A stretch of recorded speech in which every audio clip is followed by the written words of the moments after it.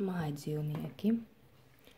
Cilvēki bieži iegādājas mājdzīvniekus, lai nejustos vientuļi, vai arī tāpēc, lai dzīvnieki viņiem palīdzētu. Kaķi pārstāv kaķu dzimtu, tāpat kā tīģeri un lauvas, bet kaķis ir daudz mazāks un daudz mīlīgāks par tiem. Ir izveidotas daudzas kaķu šķirnes. Šeit ir Siamas kaķis, Tibetas kaķis, persiešu kaķis, un šis ir parastais mājas kaķis. Kaķiem ir asa redze.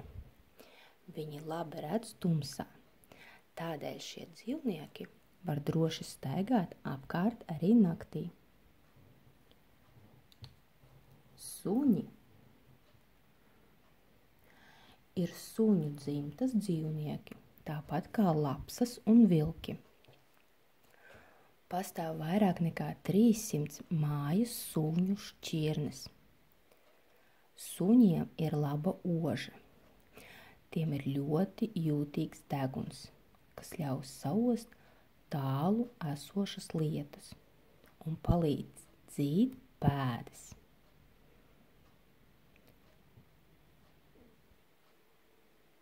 Suņi un kaķi nav vienīgie dzīvnieki, mājdzīvnieki.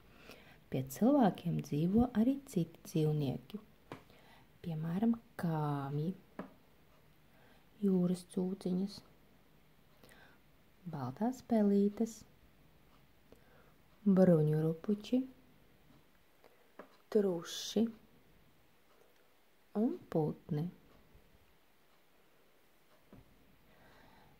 Šeit ir parādītas dažādas suņu šķirnes.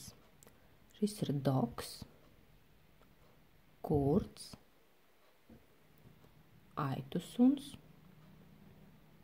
un taksis.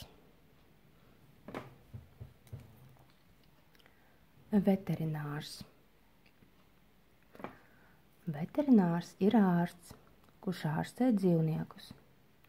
Viņš vakcinē tos un nepieciešamības gadījumā operē.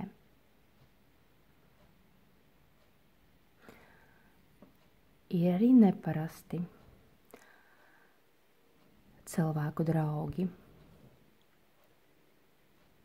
Daži cilvēki mājās tur krokodilus vai čūskas.